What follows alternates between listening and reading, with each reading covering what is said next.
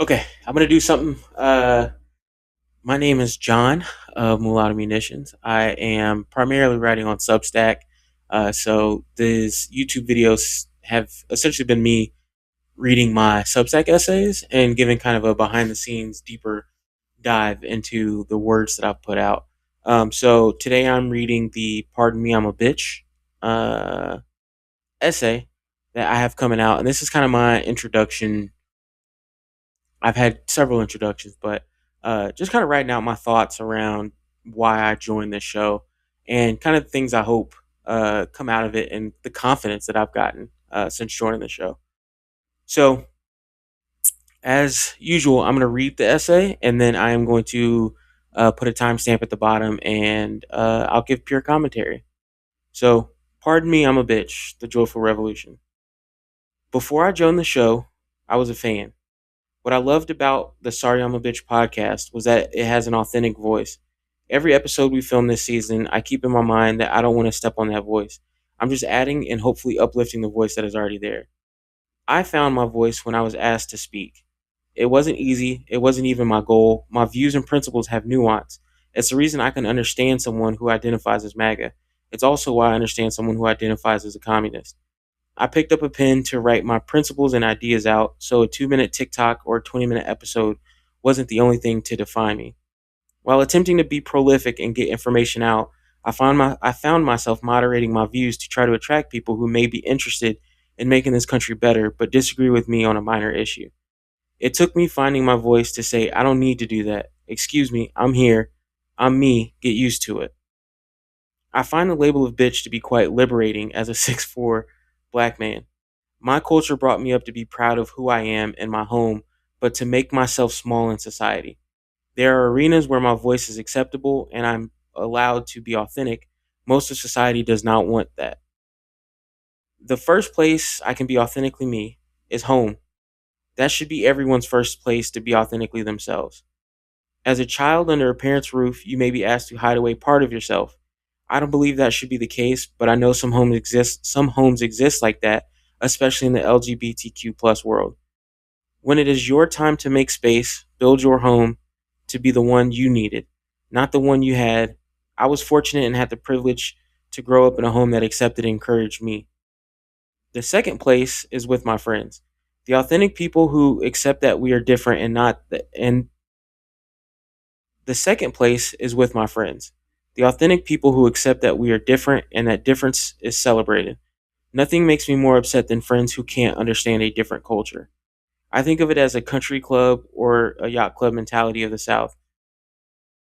What brings us what brings us together is a shared value or passion around something. Outside of that, we are different people. A good friend group doesn't care if your life led you to the golf course, concert, run club, or the yacht club from a different path. What matters is that you are a good person and that you are here to have a good time. The third place I was able to be authentically me was on the football field and in the classroom. I played well in high school. I didn't really have my heart in it for college, but it paid the tuition bills. The football field demands accountability and honesty. If you can't perform or do not know what to do, speak up or your team will pay the price.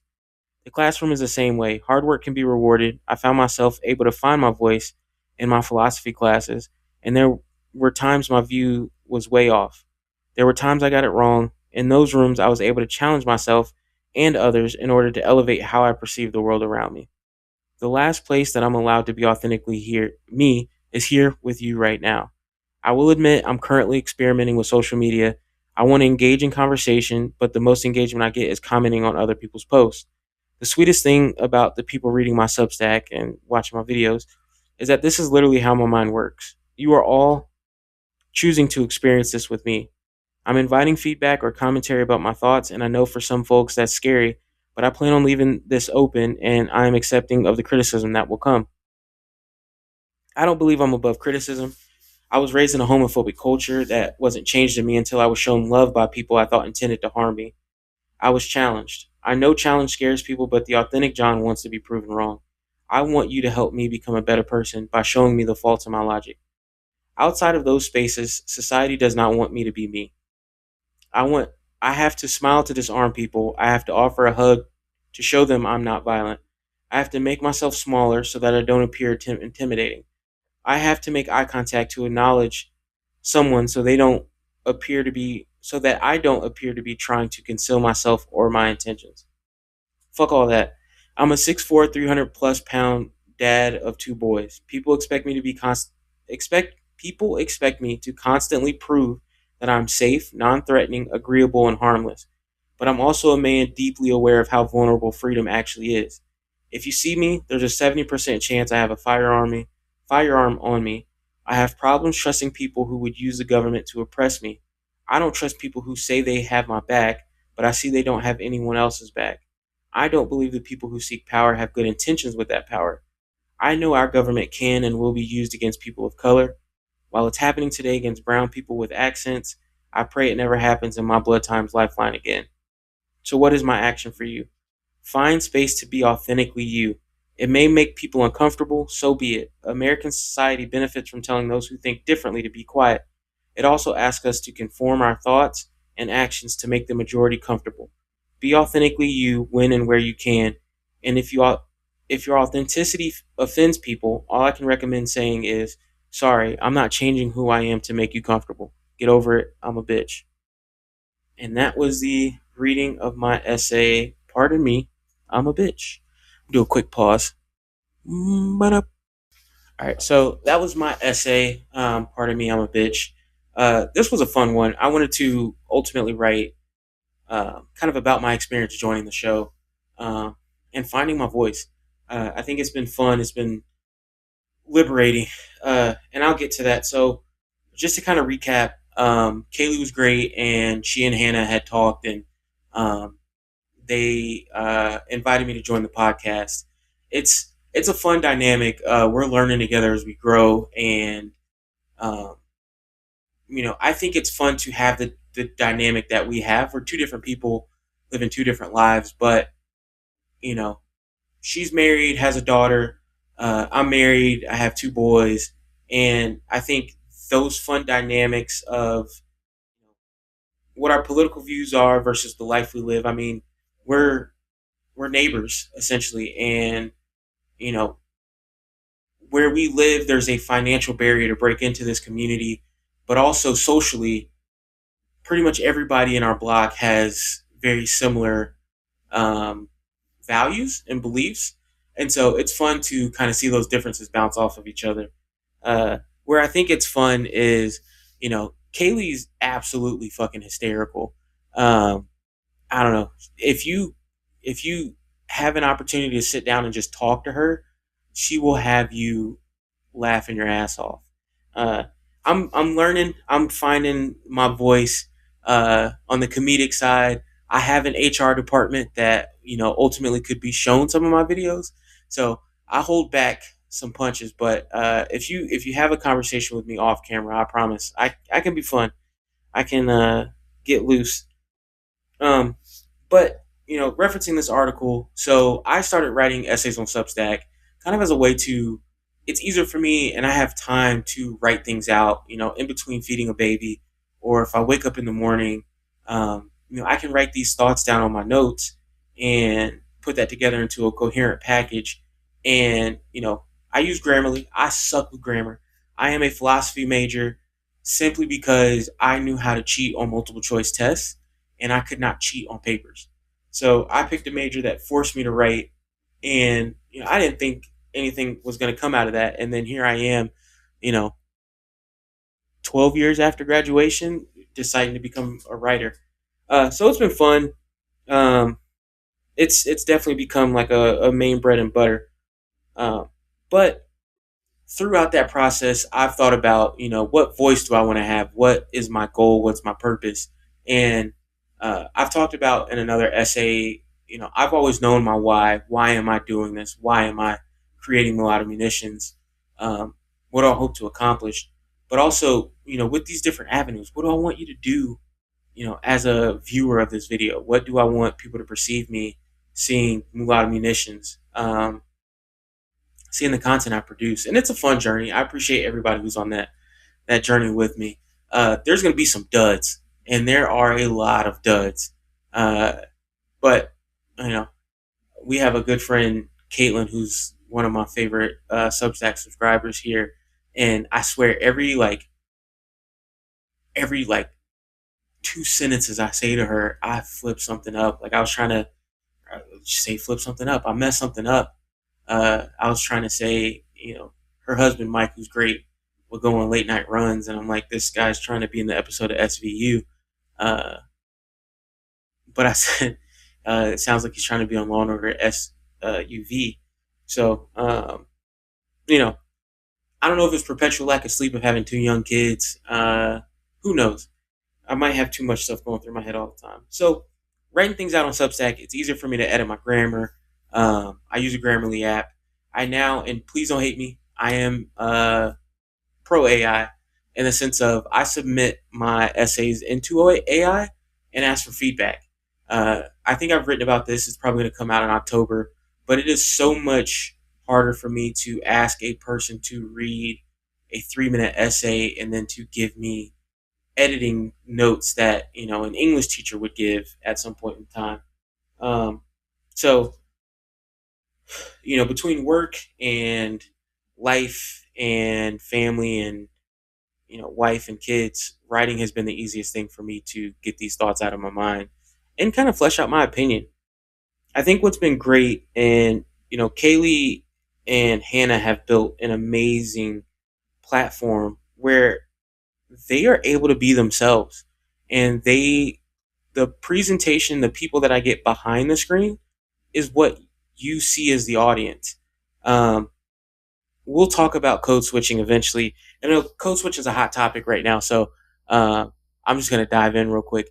I believe everyone code switches, and I know the topic today, right now, is code switching is being tied specifically to what's called a black scent, and I don't I don't see code switching as specifically black. Uh, Everybody talks differently to their mom, their dad, versus how they talk to their friends, how they talk to really close friends versus how do they talk to, you know, damn near acquaintances. The inside jokes, all of that's code switching. And, how we talk in our corporate life versus how we talk in our personal life, code switching. What you say to your boss versus what you say to your coworkers, code switching. All of that's code switching. And so it's fun when you find authentic people.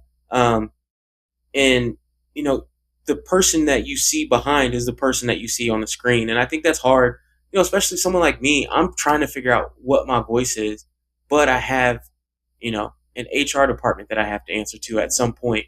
And so somebody could make an argument and say, oh, look at this, John said this or that, blah blah blah blah. And like, I have a mortgage to pay, I have a family to feed, so I'm not gonna blow all that up just to try to make a joke that might fall flat. uh, so I'm figuring that out, and it's a fun journey. But um, writing has been kind of that big thing for me. And so in this essay, I kind of bring up the four places where I am truly allowed to be authentically me. Um, this is the life that I've built, and I'm very lucky in some of these areas, but other areas I've had to put in work. So the first two areas I want to bring up are homes and friends, my home and my friends. And in my home, not only the home that I have with my wife and our children, but also the home that I grew up in, everyone has accepted me for who I am. Not that I'm vanilla as fuck. Like, I'm not crazy. I like guns. That might make people think I'm crazy. But, I am the product of my environment, and uh, I don't know that there's anything controversial about me, so there's no reason for somebody not to accept me in my home. But very lucky to have that. And, my friend groups, uh, we talk about tough things. And people know I'm a black man who grew up in the South. I've experienced racism my whole life. Again, great conversation with Caitlin last night. She remembered her first experience of racism, seeing it being done to me, and I had no fucking recollection of it. Like, no clue. And I think that's one of the tough things of like being a black man growing up in the South. You get a thick skin and it's happening. You feel it around you, but it's like, it's Tuesday, whatever, we'll move on. Like, it's a relatively mundane aspect of racism that it just gets built into the machine, so you forget it, you kind of ignore it. And it's like, damn, that was racist as fuck, but I'm gonna still eat my corn dog. They, didn't do some fucked up shit to my corn dog. They just, didn't trust me the way they trusted every white person who went before me. Anyway, so the two first places are home and friends. And again, I've been very fortunate. I started talking to a therapist, and I learned and realized, I got a great support structure. Starting with my wife, building out to my friends, and then going to my family. And my wife is in the same house as me. I would say she's my best friend. But then you expand to my friends, and everybody's at a distance. My core friend group, they're all black dads, and we text pretty much on a daily basis, and we have the conversations of, I'm experiencing this, you're experiencing that. Oh, you're going to a J. Cole concert? Shout out to Scriv. I got tons of J. Cole gear. Scriv is the plug. So if you need some Cole attire, find Scriv. Hit me up. I got you.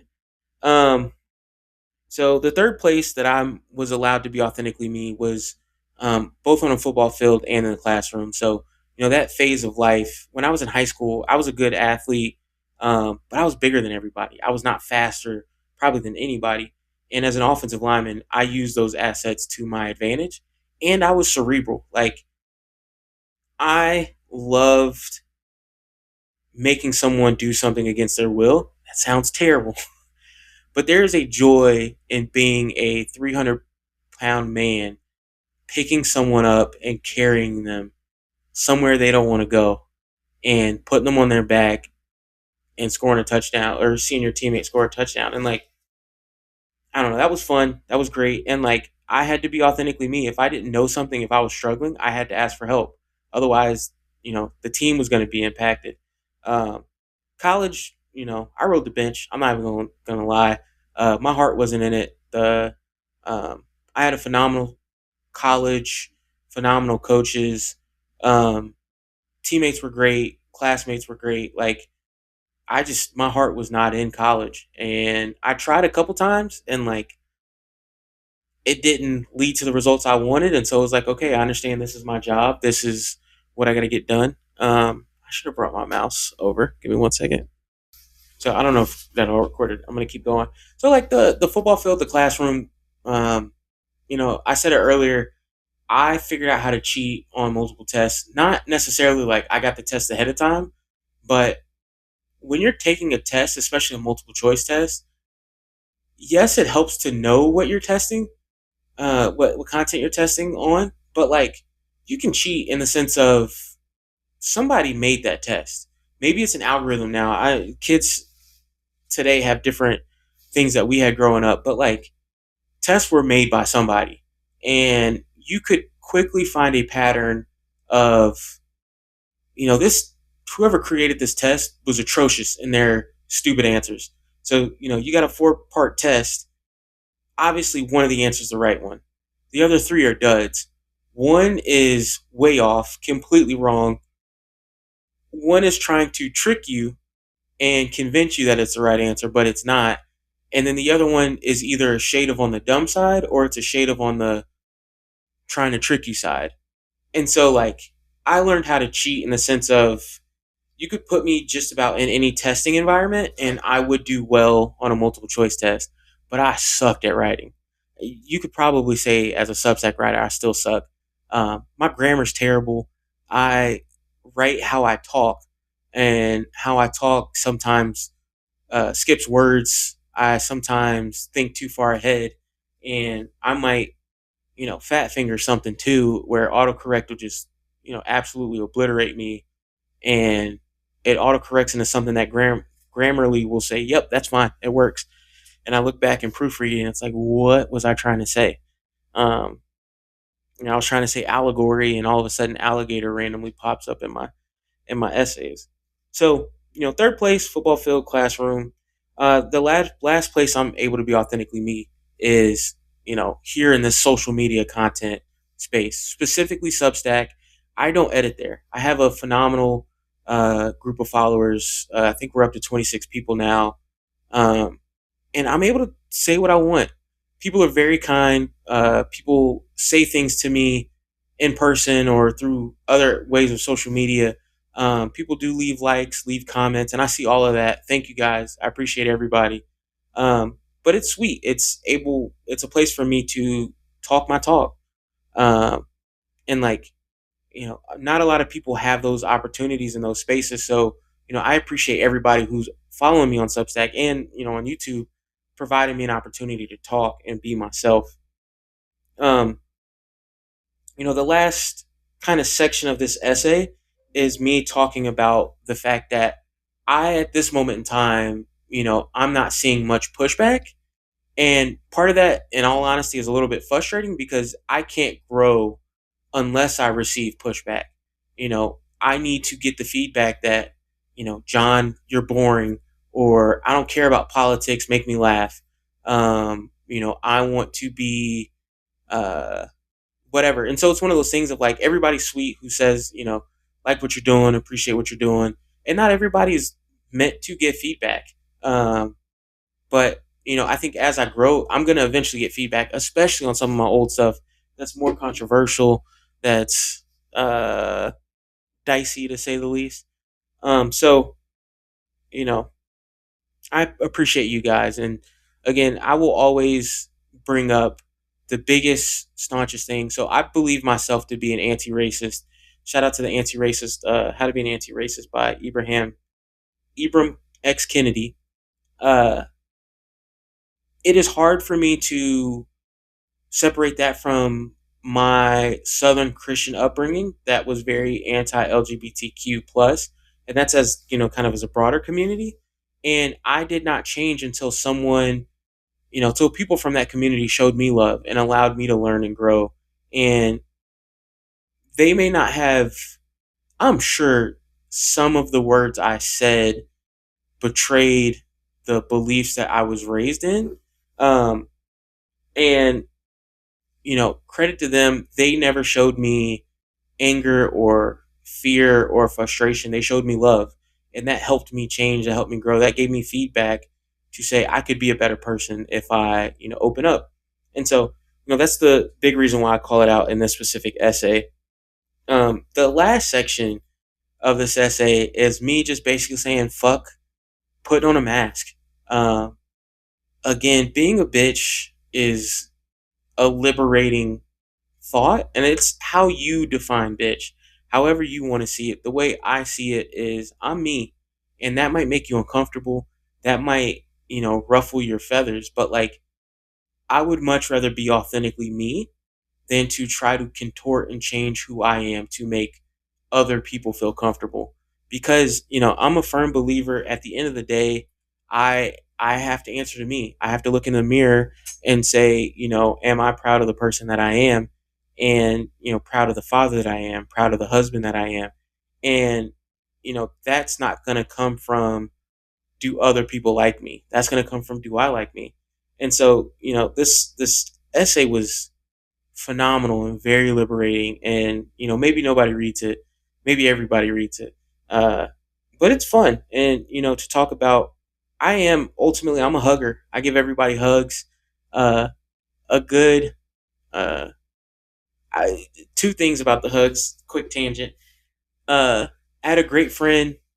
Have a great friend. And the first person, I politely ask for consent when it comes to hugs. And so this friend, I asked her grandmother if it was okay for me to give her a hug, and she said no, and I respected that. And then my wife stepped in right behind me and gave her a hug without asking. And so from that point on, I was like, I'm gonna be a little hesitant with my hugs. And then COVID happened, and it's like, man, I don't think people want to be hugged. And now I think people like expect it, and I'm like, I don't know. I don't know where you stand. Would you turn it down if I asked you, or uh, do you think I might give you the plague if I hug you? So I've slowed down hugging, but ultimately I'm a hugger. And, it's not, part of that is disarming of letting you know I don't have beef with you. Like, I'll give you a hug, I'll dap you up. But, in all reality, I am capable, and I feel like this is going to sound MAGA coded when I say it, but like I'm capable of violence. I've physically been able to do things, and obviously, I'm a dad. I've the days of lifting weights and, moving somebody bigger than me are over. But like, I am very aware of the vulnerabilities of life and the realities that, life is very fragile. And, you know, for me, most likely it'll be, having too many whoppers that's going to take me out.